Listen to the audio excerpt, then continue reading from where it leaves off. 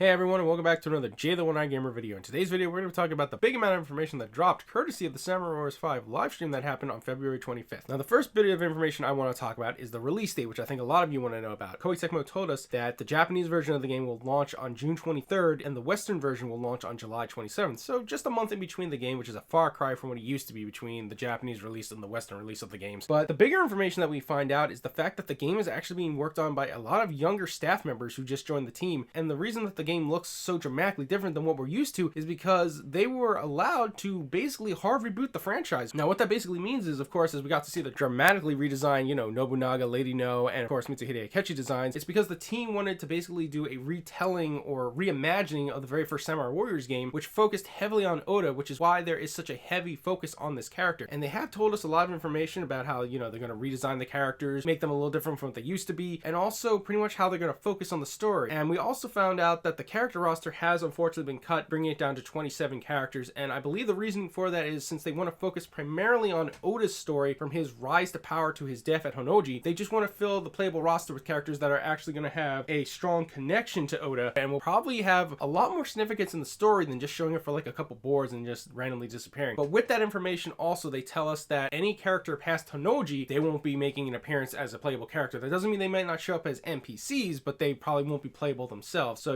RIP my man Yukimura, I'm a little upset by that, but honestly, I'm okay with the cut only if that means that the story and the characters are going to be more fleshed out, because if we're just going to focus on this small group of characters, then they should be able to give us a more dynamic look at these characters and let them evolve than just being like the stereotypical one note that we're used to them being. So I'm willing to give it a try, but like I said in my last video, it does suck when Koei Tecmo does decide to cut the cast, because that means some of your favorite characters might not make it. And the fact that if you guys remember Dynasty Warriors 6, even when they did cut the cast, there were still some clone weapons, and I'm a little scared about that, but I'll save that comment when we start actually looking at the brand new character designs, which I think is a great segue to actually get started in these guys. And holy hell, do we have some really dramatic redesigns for these characters that we know and love. And to start off our look of these brand new redesigns, we're going to look at a character that I'm not a particularly big fan of, and that is of course everyone's pale-faced, dopey looking Kimari playing lover himself, Yoshimoto. Oh my god, Imagawa? Holy hell, man, what happened to you? I mean, guys, look at this redesign. He looks so imposing and he looks so menacing. Like, honestly, I think this is 100 times better than his old redesign, because the reason I didn't really like Yoshimoto myself is, one, I didn't really like his gameplay, but he also was really too derpy for me. But this makes him look like an intimidating figure that you do not want to fuck with. And just so you guys are aware of, his sword in the profile is not actually his main weapon. It looks like he'll be using a hammer, much in the vein of like Yoshihiro Shimazu, except it looks like it's going to be a little smaller. But like I said, out of all the redesigns, next to the guy we're probably going to talk about next, his was the one that struck me the most. I was like, who the hell is this guy? And then everyone's like, yo, it's Yoshimoto Imagawa. I'm like, the hell it is? He looks